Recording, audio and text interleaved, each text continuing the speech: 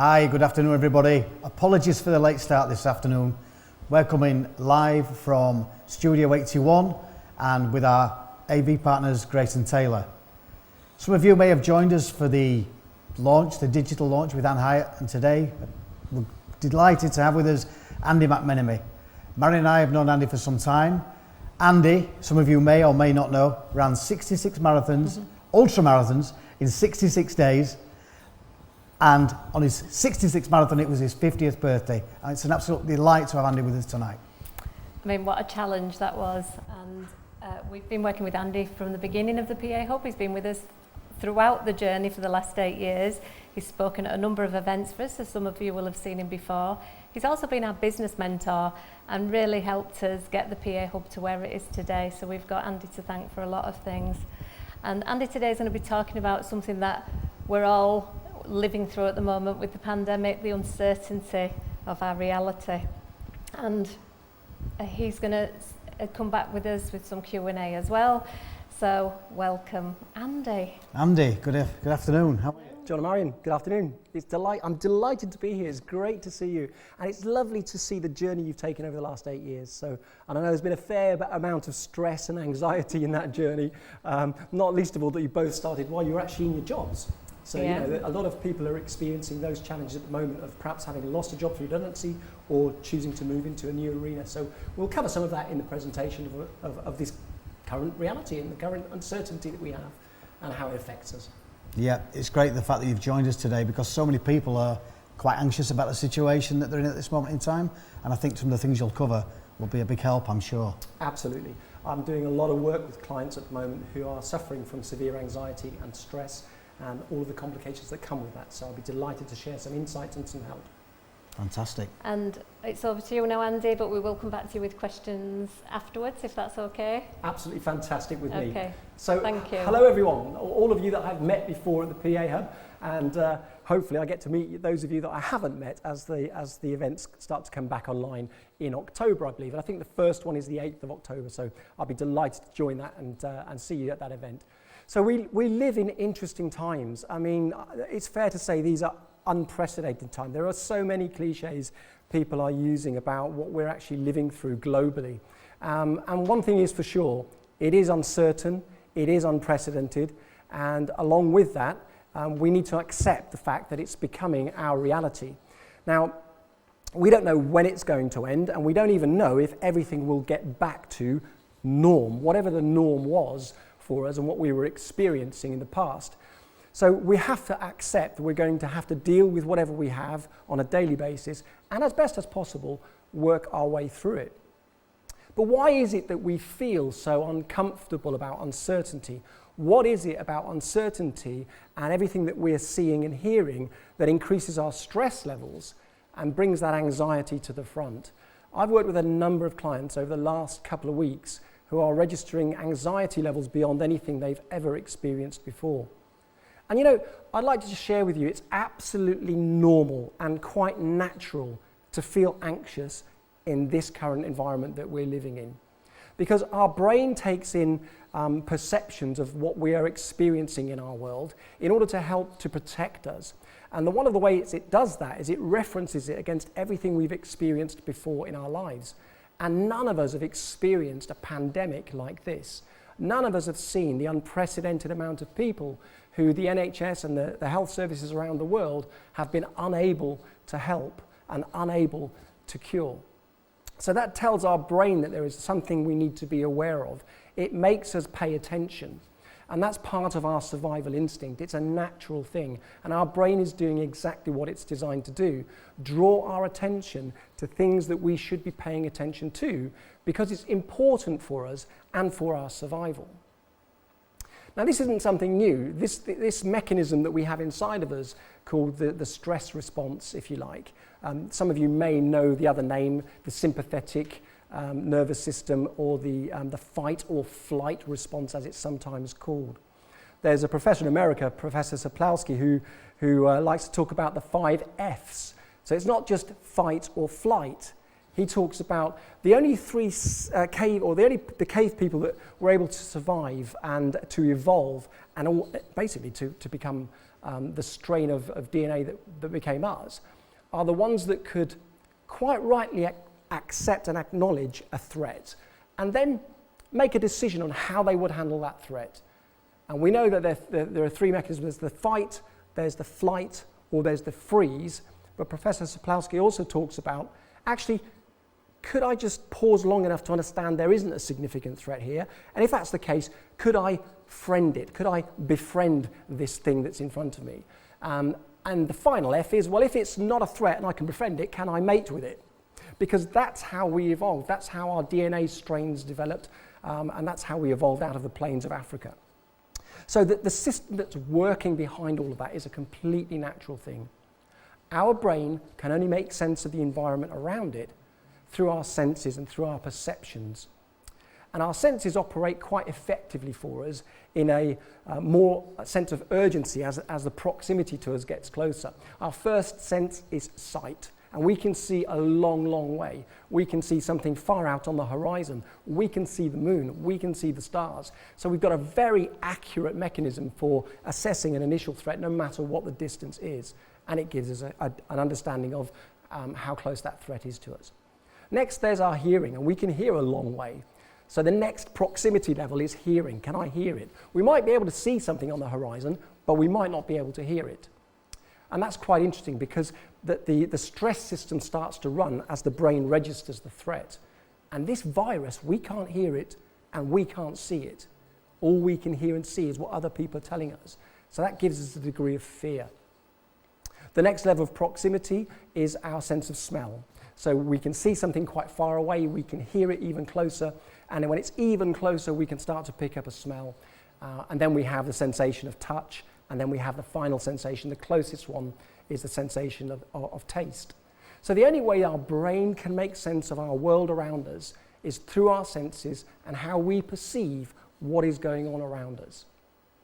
It's quite interesting. I was working with a client not long ago, and we were registering how well he was performing in his therapy. We were looking at his heart rate to see how his heart rate was performing, and quite an interesting process. We had a very deeply relaxed session at the end of the day, and his heart rate had dropped significantly.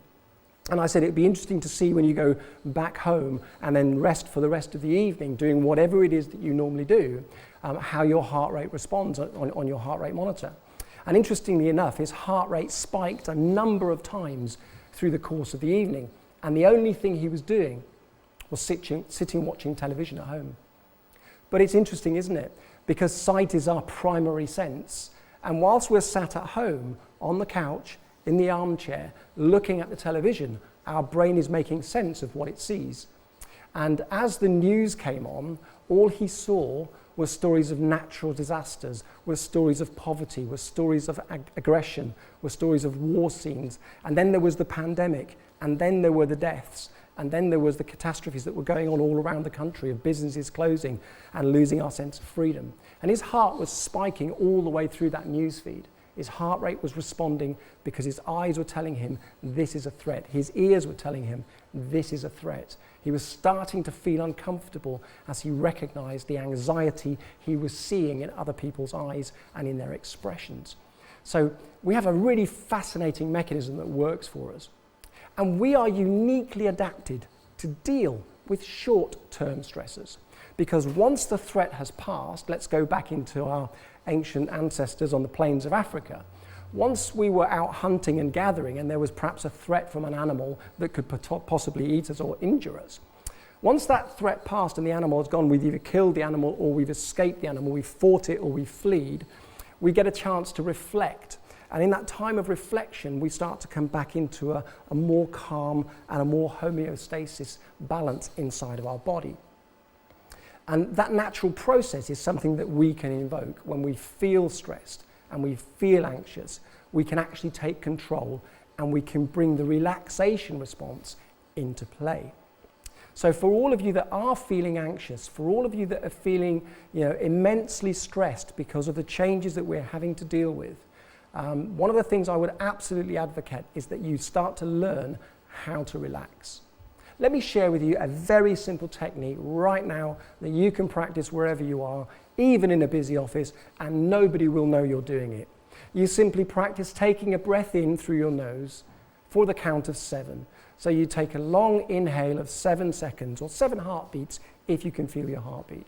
So just simply breathe in for a count of 7, and then very slowly out through your mouth, allow that breath to trickle away for a count of 11. 11 heartbeats, 11 seconds, whatever you prefer. And what that process does is it activates something called the parasympathetic nervous system. And this is the complete opposite of the stress response. This brings us more into a balance of homeostasis, and it calms everything down. It's often called the rest and digest system that operates. How we know this operates is that when you see an animal, let's say for example a rabbit, if you've ever seen a rabbit being chased by a dog in a park or in a field, as soon as the rabbit bolts into the bushes and the dog gets distracted and runs off, a couple of seconds later the rabbit comes out, checks to see there is no threat, and instantly starts to graze again.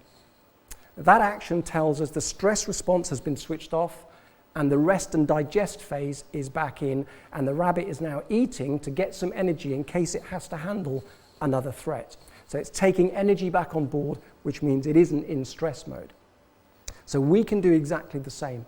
At any time we feel our stress is rising or our anxiety is rising, we can simply take control of our breathing, and by breathing out for longer than we breathe in, we activate the parasympathetic nervous system via the vagus nerve, and that operates something like a handbrake on our heart rate.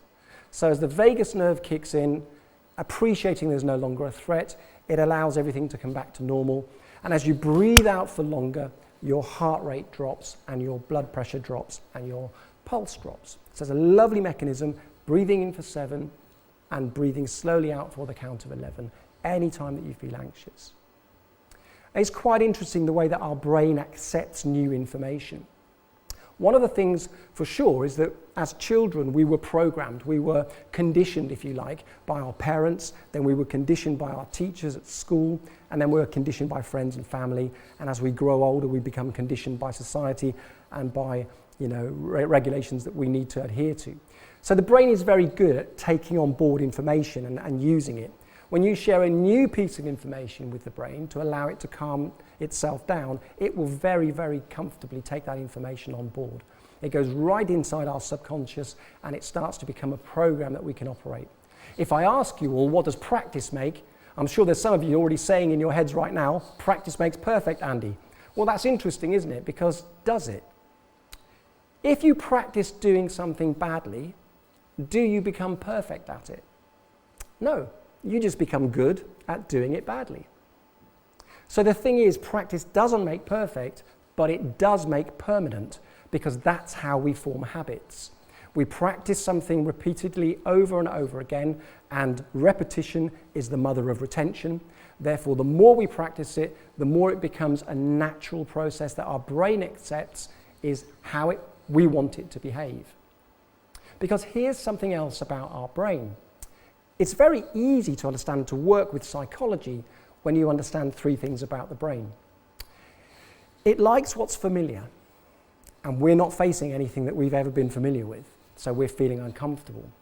It doesn't like, and it will not get to know, something which is unfamiliar because it sees it as a threat, until it realizes there isn't a threat. So if the brain can accept that something is unfamiliar, I've never experienced it before, but it isn't a threat, therefore I can accept it and deal with it, then it'll slow down and it'll allow us to process that information, and it will get to like this unfamiliar thing, which is now part of its current reality. And the final thing is, your brain is only ever doing what it thinks you want it to do based upon the words that you tell yourself and the images that you show yourself about what's possible for you. So if we're running around like headless chickens saying, oh my goodness, this pandemic, it's going to ruin my life, it's going to ruin everything, you're going to bring that into reality because your brain is going to start to look for reasons why that will be true. Alternatively, we can say to ourselves, do you know something? This is a fascinating situation. It really is unprecedented. It's really uncomfortable. But if I'm disciplined, if I look after myself and if I apply myself to being disciplined and being protective, I'm fairly sure I can get through this, hopefully unscathed, but I can certainly get through it. So it's really interesting to understand how our psychology works through the words that we say to ourselves and the images that we show ourselves. One of the things we talked about this session was some of the wisdom of Winnie the Pooh. I love Winnie the Pooh, and there's so many great quotes out there if you go searching for them on the internet. But here's one of the things that I remember when I saw it. It's, wherever you go, there you are. Now, that's an interesting quote. What does that mean? It means we take our habits and we take our behaviours with us wherever we go. Now, when I started working with John and Marion, first of all, they were employed. They had their own, they both had their own jobs. And it was a really uncomfortable step for them to step out of that reality into a new uncertainty. Could I set up a business from scratch, and could I start to develop it for enough to be able to sustain me? That was just Marion on her own. A little while later, John came along. An opportunity arose for John to leave his business and come and join Marion. And that was a very uncomfortable and stressful situation for him to come to terms with. Completely new environment, being self-employed instead of having been employed before. But wherever you go, there you are. Your beliefs and your behaviours go with you. So we work together in a mentoring process and a coaching process to create some new skills and some new thought processes that we could develop, which would bring possibility into reality. Because really that's what we all want. We don't like uncertainty, we like a little bit more certainty, and we like to know there is a possibility that can be true for us. So Winnie the Pooh's wisdom sits very well with that. Wherever you go, there you are. There's also another clip that Winnie has on the internet, if you have a look, via AA Milne, by the way. But it says, the only way I can get to where I'm going, or where I want to go, is by leaving where I've been. Now, leaving where we've been is unfortunately going to be forced on some of us. I know many clients that have been made redundant, they've lost their businesses, they've lost their jobs, and they find themselves in a situation of being unemployed or out of business.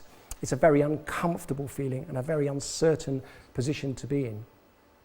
But the only way we can get from where we are to where we want to be, in other words, back into employment or back into a business, is by making that transition. For some of us, it's voluntary. We can choose to change direction in life. For some of us, it's forced on us. We don't have a choice. We're out of a job. I've been made redundant in my past, and it wasn't a comfortable feeling. It's interesting, back in 2008, 2009, when we went through the last recession, I was working with a managing director who was at the time a managing director of a PLC in London, and he was inviting me to talk to his audience at an upcoming conference. In the month intervening, the time that we had the conversation about the subject matter for the conference, he was ousted by the board and found himself unemployed. And we had a talk on the telephone because he was really upset. His whole livelihood had been taken from him, and he was actually shocked and stunned. And we talked about the process that he was experiencing. And many of you may be experiencing the same thing. Many of you may know members of your family or friends that have experienced exactly this same situation. And it's the situation of grief. Grief because we've lost something that we had become fond of or we were invested in. And grief is really quite a powerful thing to deal with. And he was absolutely going through grief. The first stage was denial. I just cannot believe this has happened. I cannot believe they would do that to me. Some of you may be saying, I cannot believe I'm being made redundant. I cannot believe my spouse, my partner, my husband, my boy has been made redundant.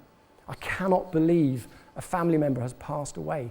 Part of the denial process of grief, it takes a lot to deal with, and it isn't linear. There is anger comes next. We've got denial followed by anger. Why did this have to happen to me? How dare they? I can't believe it. Then we've got possibly a time lag. In that time lag, we get to the situation of bargaining.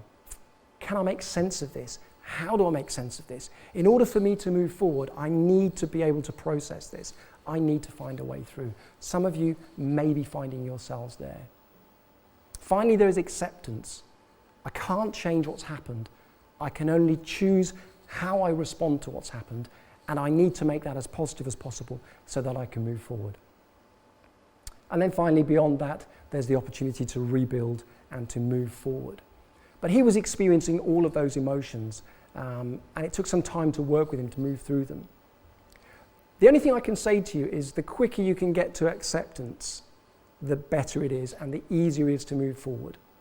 All of the power in the current reality is in our ability to accept what our life holds for us today.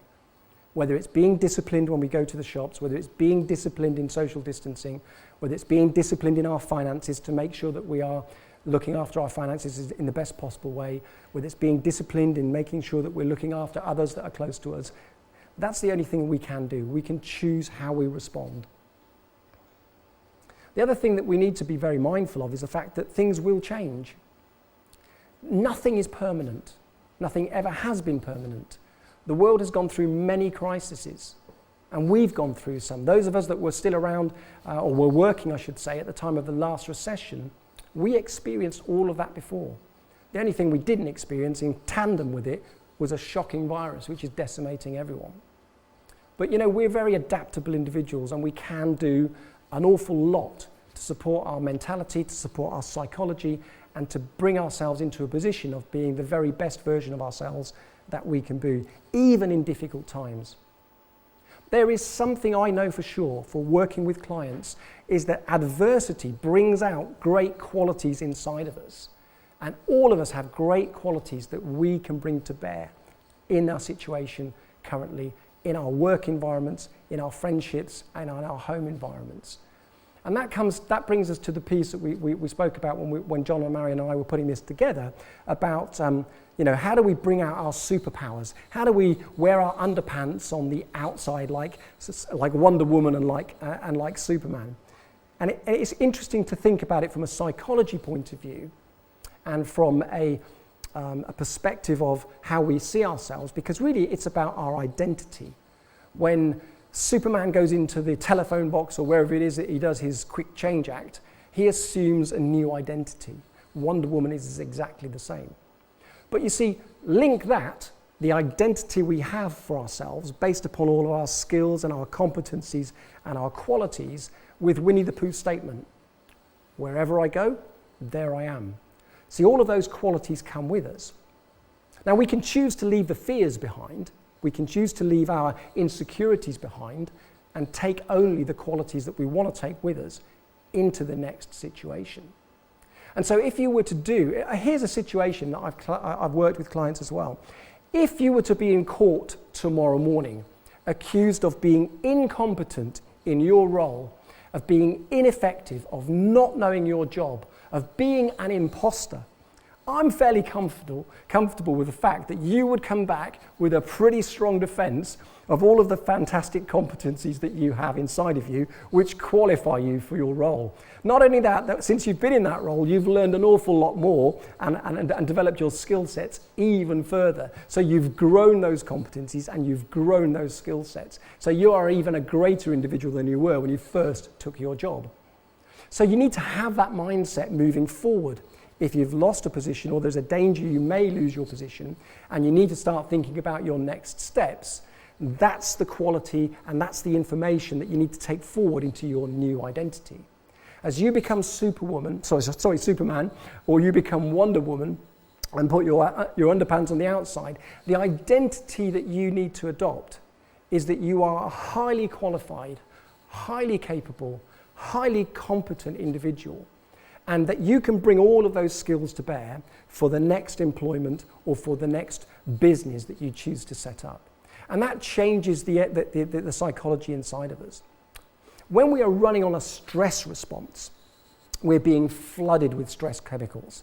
You'd probably know two of them. I could mention adrenaline and I could mention cortisol. You'd be familiar with those chemicals.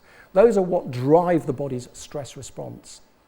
Cortisol is sometimes seen as a bad chemical or a bad hormone. It can be if it's out of control. In fact, there was quite an interesting study done a while ago by Professor David Suzuki, who was studying people's response to anger. And he took the breath samples of an individual who was in the peak of anger, very, very agitated, very, very angry, and over an hour took all of the breath samples through a mask, extracted all the breath he was breathing out, and sent it to a toxicology laboratory for analysis. And what they found was that in that breath sample collected over an hour, there were enough toxins to kill at least 80 guinea pigs if those toxins were injected into them. So our body creates toxicity inside of itself when we are in the stress response. It's really important, therefore, that we understand how to invoke the relaxation response and bring that balance back down to normal. Because if we are running with a constant surge of cortisol and adrenaline, we're becoming toxic. One of cortisol's main processes is to shut down the immune system, because anything that is non-essential to fight or flight is taking up energy we may need in order to save our lives. So one of cortisol's processes in the stress response is closing down the digestive system, which is why people under prolonged stress, chronic stress, suffer from things like ulcerative colitis, irritable bowel syndrome, and further complications. Now that's just the immune system being switched off for too long. But cortisol is also a very important drug for us, a very important chemical the body produces in a natural cycle. The purpose of cortisol initially is to encourage the liver and the muscles to release glycogen so the muscles can use that glycogen as a source of energy. So it's quite normal in the morning that we would see a cortisol spike, which energizes us to get out of bed and to start going about our day. We need energy to do that. Our muscles need to operate, and a muscle can't operate if it doesn't have any fuel. Therefore, cortisol releases glycogen, which starts to feed the muscles, and we can perform. So in the natural process, that curve drops off during the rest of the course of the day, and we go about our normal activities. Under chronic stress, that isn't the case. We can have cortisol spikes all the way during the time of the day.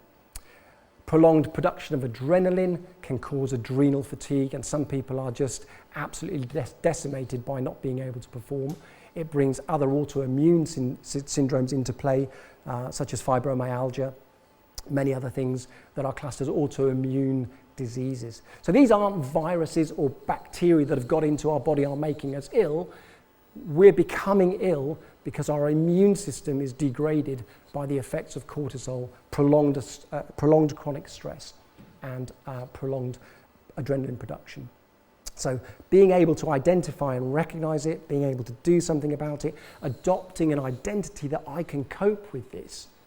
And another lovely thing to do when you're practicing perhaps the breathing exercise of breathing in for a count of 7 and letting it go slowly through your mouth for a count of 11 to bring the parasympathetic nervous system back into place and to calm it down, is to say to yourself, I have a strong body and a calm mind, I can cope with this. Just repeating that phrase over and over as you start to create the new identity to help you move through this. I have a strong body, I have a calm mind, I can cope with this. The brain starts to understand, if you're saying that to me, there can't be a threat. So therefore I can accept that and I can move forward with that. And I can turn off the stress response and I can absolutely accept I can move forward. So I know we're facing challenging times, but those challenging times have always been here. And we're just finding ourselves in a situation of having to deal with them. So some of the best advice I can share with you to help you lower your stress levels, to help you lower your anxiety levels, to help you increase a sense of empowerment, to help you increase a sense of identity, is to take control of your breathing. You can do that anywhere, anytime. Start to use some positive affirmations. I know this is difficult, I know this is challenging, but I've got some amazing resources. I'm surrounded by people I can call on, and I've got the ability to get through this. I've got a calm mind and I've got a strong body. I can work through this. And start to look for positivity wherever you can, because it does exist. I was quite disappointed to see at the early stages of the pandemic that all they were reporting were deaths, the NHS death reports. And I said, these doctors and nurses, they must be curing some people. They weren't reporting how many people were coming out of hospital and going back home to their families, having recovered from the virus. And then slowly but surely, about 8 or 9 weeks in, they started to release some of the good positive stories that were coming from that. So guys, we will get through this. You've got a supportive environment with the PA Hub. You've got a supportive environment with great people that you surround yourselves with. But don't allow your imagination to go awry. Don't allow your imagination to run riot with you, because working together understanding there are things that we can do is really empowering, and we can all put our underpants on the outside and be Wonder Woman or Superman, and we'll get through this. Well, back to you guys. As always, thank you, Andy, making us all reassess everything that we're going through. We have got quite a few questions that came through before, so I wondered if we could just ask you a few Absolutely, of those. yeah.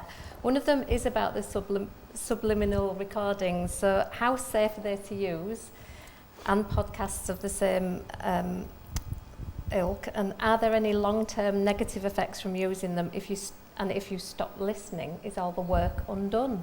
Okay, so subliminal recordings, perhaps I should explain what that is. Subliminal recordings are recordings that we listen to help our subconscious mind take on board information and to create that habit of repetition.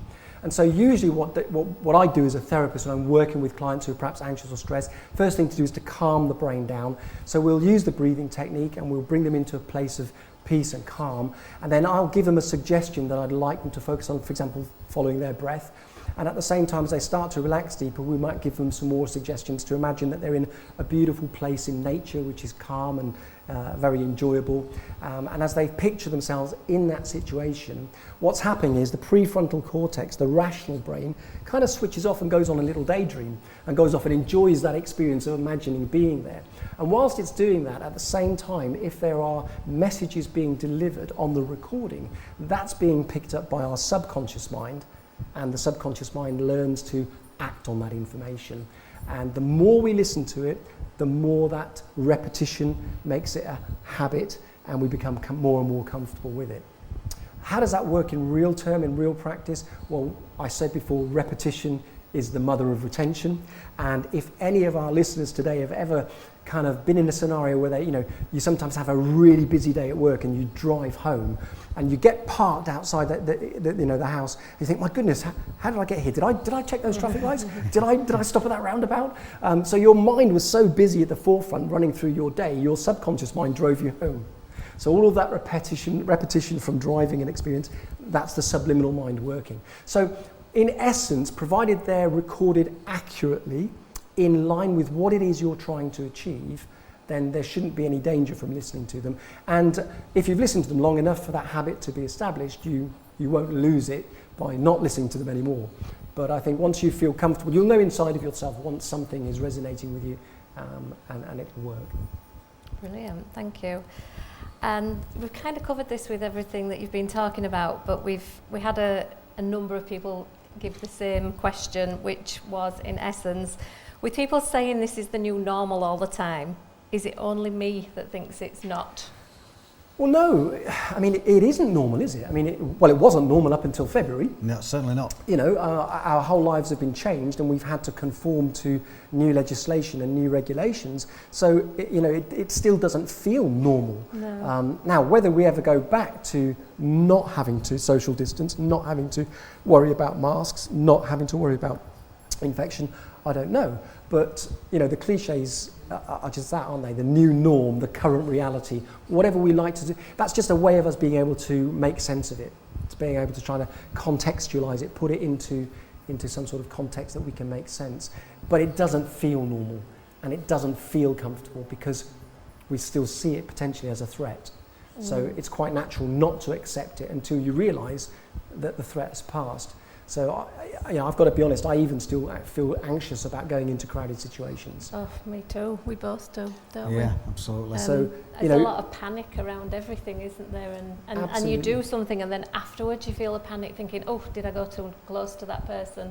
So I think it's the uncertainty, isn't it? It is, and that part of anxiety creeping in there is actually a gift. It's a gift from nature, because anxiety is designed to draw our attention to something that could potentially be a threat. And so the fact that we're paying attention, our brain is working really well for us, but what we mustn't do is allow our imagination to hijack that and then start catastrophizing, because that makes it all worse. So let's look at it as it is, let's pay attention to what it is, let's not make it worse than it is, as the media do, unfortunately. Let's just look at it and look at the whole hard facts, and what can we do about it. Sure. I've got a question, Andy. Thank you. After 21 years in a job that I loved, I've suddenly been made redundant. I feel panic. Is this normal? Absolutely normal, because there's probably a degree of the grief cycle kicking in. You know, there may be a degree of anger. I can't believe this is happening to me. Or there may be denial. You know, it just possibly can't be true. You know, I'm never going to get through this. So it is a natural feeling to feel uncertain and unsettled by that, and feel sometimes like our world is crashing around us. I know when I was in that situation, I was in a senior management role, and the company was being merged, a number of major departments were being merged for the business to look good, enhance the balance sheet and the bottom line by cost reduction, and then eventually the business was sold, and that was a PLC organisation.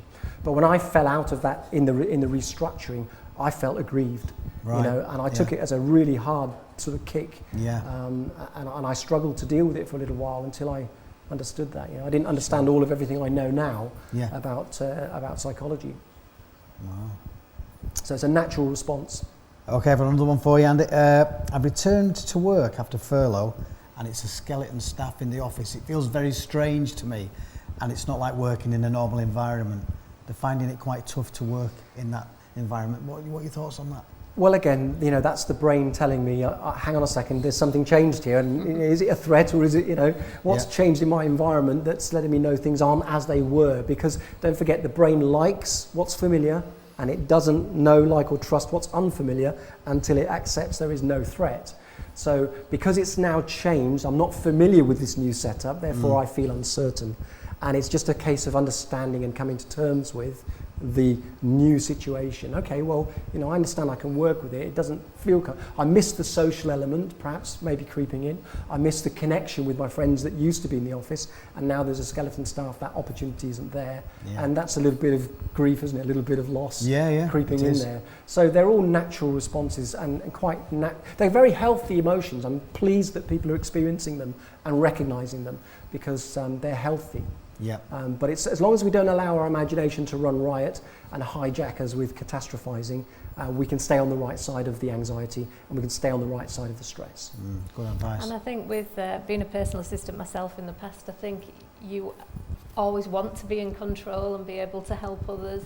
And in this situation, we have no answers. Absolutely, so it's normal, and it's normal in any profession, really, isn't it? Yeah, there are 9 key areas that if they are all being met, if all of our emotional needs in the 9 key areas are being met, there's no propensity for us to have a mental illness. One of those is security. So if we don't have a sense of security, there's a potential that we can, you know, fall out of the wrong side of that. Another is a sense of autonomy. We need to feel that we're in control and that we can control the environment. So if we're losing that, we're starting to be affected emotionally. It's quite natural. Okay, I have one, and I can relate to this from the past, but how can I convince my director that digital is going to be the way forward when he thinks that the normal face-to-face meetings he's used to will be back soon? You know, he's pretty unwilling to change his ways, as he believes it will all pass as the pandemic passes. He's in denial. That's what I thought. No, you know, I think it is a difficult thing, but again, because he is resistant to accepting digital. He sees it perhaps as a threat. There may be fears inside of him around the digital aspect. He feels very comfortable with face-to-face, as he has done perhaps for quite a while. And because that's not possible, he wants it back. So he's got a degree of anger attached to as well as the denial, because, you know, he's going to start to try and bargain with it to try and bring it back to where it is. Slowly but surely, you know, time will pass, and he'll either be proven right or he'll be proven wrong. One way or the other. But, you know, all we can do is navigate the course in front of us. And the best way to navigate is to get as much information as possible. And there's no reason why we can't take a detour, and we can go into the digital world, and then when the threat passes, we can come back to the social world. There's no reason why we can't do that, because we still get to move forward. It's all about moving forward through this. There's nothing worse than being stuck, frozen, because that just creates so much more anxiety.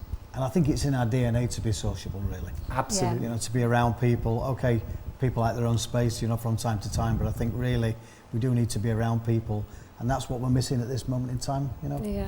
Yeah, we're social animals, you know, and to be excluded from the tribe meant probably certain death, back in the days when we lived in tribal communities, because if we were ostracized or we were rejected or we were excluded, we were a threat. You know, there was a chance that we'd be killed. Yeah. So it's a sense of security. We feel secure in society, in our social groups, our social tribes, whatever we call them, our family units. Yeah. And you know, our work family is one of those, isn't it? Sure, yeah. And before we... one final question. Go on then, Marion. One more. So the conflict and emotions that are running high in the new environment, what is the best way for me to keep calm and try to help people through this? What we're seeing is people behaving in different ways because of the emotions that are going on inside of them. So we might feel calm, and then all of a sudden, you know, there's an upheaval in another part of the business, and tensions are running high. One of the things that we do is, you know, the proximity, as it comes closer, we start to feel, and that's the thing that we're feeling. We're feeling the vibrations, we're feeling the vibe in the business, we're feeling the tensions, because you can see someone who's being tense, but you can't feel their tension. But as you get into that environment, you start to feel the tension. Sometimes we can walk in a room and we can feel a sense of, you know, this just doesn't feel right, there's something not right here. So we do have that ability to pick up and to tune into those tensions. But at the end, the only thing we can control is our own individual response. We can't change someone else. We can't make them change their opinion. We can only change the way that we interact with them. And I think the more we can be calm and collected and disarm the situation and be that sense, that voice of reason, I think the more we've got ability to engineer the situation in our work environments. Great advice, Andy. As always, fantastic. And can I put you on the spot for a second? You certainly can. What's your plans in the next coming months, up to a year or so? Have you got anything coming up? Do you know, last year, in the final quarter, I don't think anyone's business plans had a contingency for this, did they? No. And I certainly fell foul of that. I didn't see it coming. So, you know, my business model's changed completely. Sure, yeah. I'm doing a lot more work face-to-face at the moment where I can, in safe environments. But for me, digital is the way that I'm working at the moment. I'm seeing a lot of clients, both nationally and internationally, via Zoom, and we're doing all of our work on Zoom. Clinical hypnotherapy takes place over Zoom. Psychotherapy takes place over Zoom. It's a very safe and stable platform. And it's all about, you know, still making that connection, because whilst we're social animals, and we've had that taken away from us, we still have modern technology when it works, and it gives us that connection. So we can still have the connection, it's just not that close, intimate connection that we used to enjoy. So for me, it's about helping as many people as I can navigate this situation we find ourselves in and come out of it better positioned to take advantage of whatever the new norm will be. Which we don't quite know really, do we, at this point? But I think everyone's kind of getting there in their own way, and that's what it's about. We will. But you know, we're being assailed by the news telling us of this recession to end all recessions that's coming our way. Yeah. You know, what January brings when furlough changes and everything else happens, I don't know. But we're just, one thing's for sure, John, we'll get through it. One way or another, we'll get through it, and we find a way to get through it together as a community. It's even better, isn't it? Small steps. Small steps. Absolutely. Every step in the right direction. That's right. Yeah. Because the only place I can get from where I am to where I want to go is by making that journey, as Willie said. Well, Andy, it's been an absolute pleasure. Thank you, guys. Thank you for joining us Thank this you, afternoon. Andy. And once again, apologies for the late start, everybody. It was a technical issue, but thank you for your patience. Thanks for sticking with us. And hopefully we'll be bringing a digital event to you again soon. Well, I can actually say the next digital event is in October. Can you now? And this morning, I'm not going to announce it now, but next week we'll be announcing a very exciting speaker for our October event. And that's it from us tonight. So thank you, everybody, for watching. Thank you. Thanks, guys. Bye from me and John and Andy. Stay safe. Thanks. Take care. Cheers. Bye. Bye, everybody. Thank you.